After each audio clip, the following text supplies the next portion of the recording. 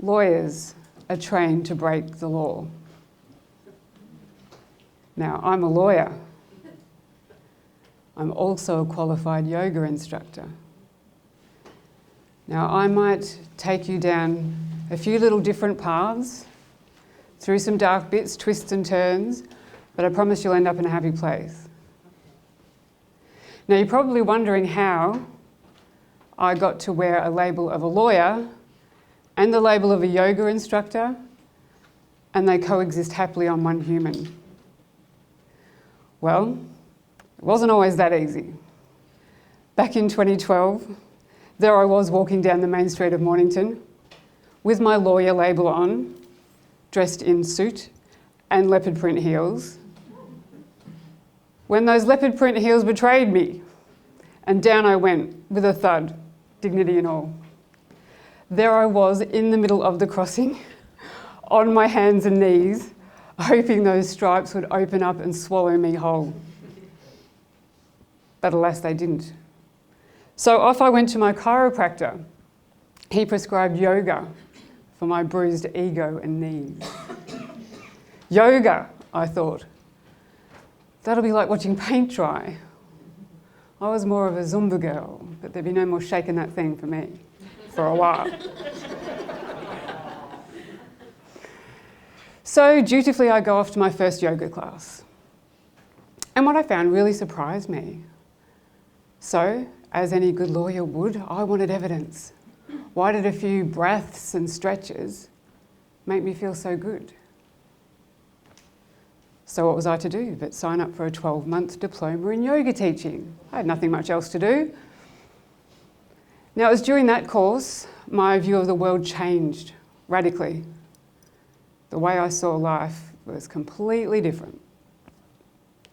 So down the rabbit hole of research I went to a place where philosophy and science intersected, to discover that at a fundamental level, we humans are all connected. Now, I found that really difficult to bring back to my legal practice, because there I'm trained in win-lose. I'm trained in separation, in divide and conquer. So in trying to reconcile these two disciplines that I was loving, I came across a quote from Gandhi who said, "The true function of a lawyer is to unite parties riven asunder." Seems Gandhi had this idea of unity law before I did. Who'd have thought? So that led me to pose the question, are lawyers trained to break the law? The fundamental law of human connection, of unity. So I had to go and revisit law school. Now that hasn't changed for eons. We are trained to find the law and apply it to the facts. Now there's nothing untoward about that per se. So then I had to look at how we are applying the law to the facts. And in a lawyer toolkit, we have certain skills like critical thinking, rationale, analysis. Absent from the toolkit is emotional intelligence, compassion, creativity, intuition. Now, I wondered why the latter skill set was missing. So I thought for a moment, I imagined, well, people want their lawyer to stand up in court for them as towers of strength, battle ready, armour plated.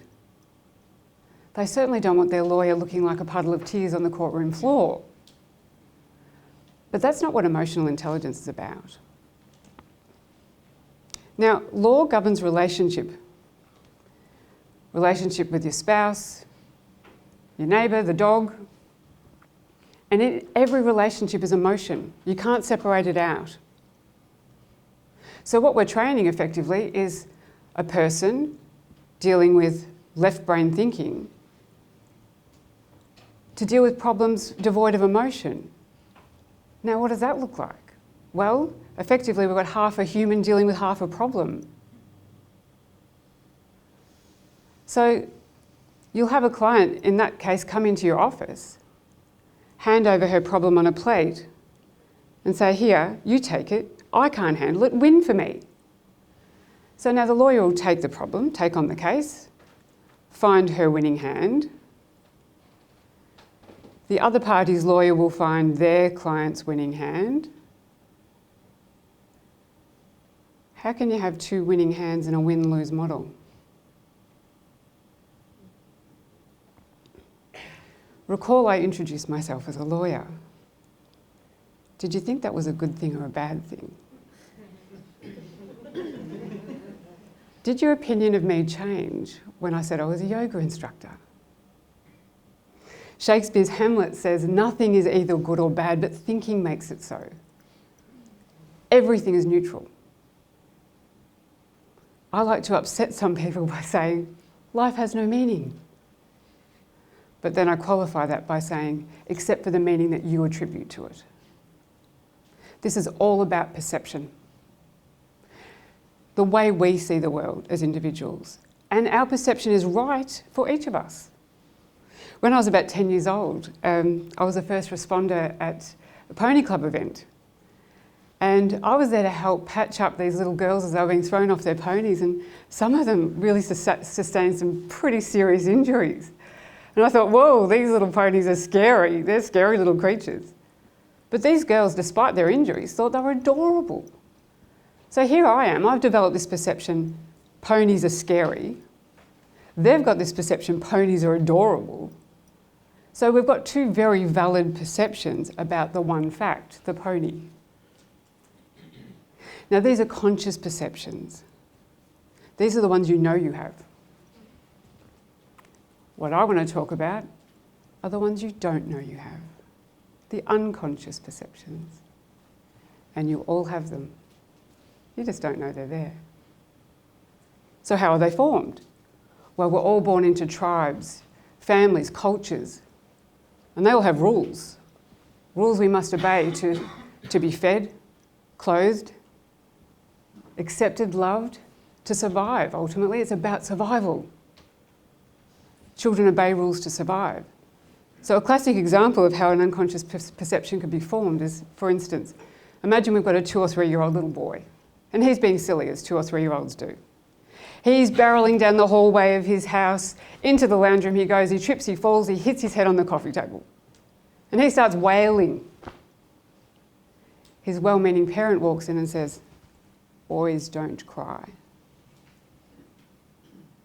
Well, that little guy thinks, well, he doesn't think actually. Until he's about 7 or 8 or 9 years old, he cannot rationalise that hitting your head on a coffee table will cause you some sadness. Instead, what he's just been told is his response is not valid. His response isn't okay. And so that forms within him an internal conflict. The tribe said it wasn't okay. He thinks it's a natural response and it is okay. Internal conflict. I'd like you to remember that. So what does he do? He starts stuffing down the emotion of sadness. And every time he wants to feel sadness, every time that comes up for some airtime, he'll feel guilt and shame because he's just breaking the tribe's rules. So he says, no, stuff that down until ultimately he disconnects. He disconnects from sadness. And as he disconnects from sadness, he's forming his internal conflict. So that internal sadness is now what we call an unconscious perception, and it's formed and it's real. But he doesn't know it exists. Swiss psychiatrist Carl Jung called that the human shadow. It's in the dark. And it's scary. Like ponies.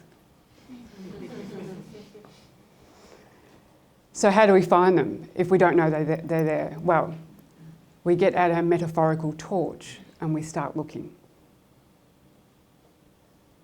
Where? 1, we know we have an internal conflict. We know that our response that we thought was valid is invalid. And 2, we are unable to respond effectively. Our response was, we were told our emotion was invalid, we were told our response was invalid. So we can't respond effectively. We don't trust our ability to respond anymore. We can't take responsibility for that emotion. Now, what does that look like?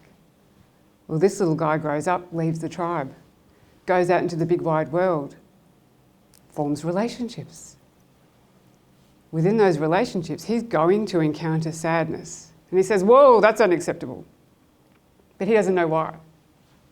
Two things have happened. One, his internal conflict is now reflecting externally into an external conflict. His internal inability to accept his own sadness has now reflected as an external inability to accept sadness. Two, because he can't trust his responses, he can't respond effectively. He can't take responsibility for how he responds, so he reacts. Sometimes in anger. And guess what? That'll lead him back into a lawyer's office. And he'll say, here, you take it, I can't handle it, win for me. So now if that lawyer takes the problem and wins for him, that lawyer has disconnected him from a solution. Yes, that client's felt validated for a moment. He's been able to blame somebody else. He didn't take responsibility. Awesome. But guess what? He walks out of the lawyer's office with his internal conflict intact. And he'll go off and do that again somewhere else. His internal conflict will reflect back at him in other relationships, and he'll repeat the pattern,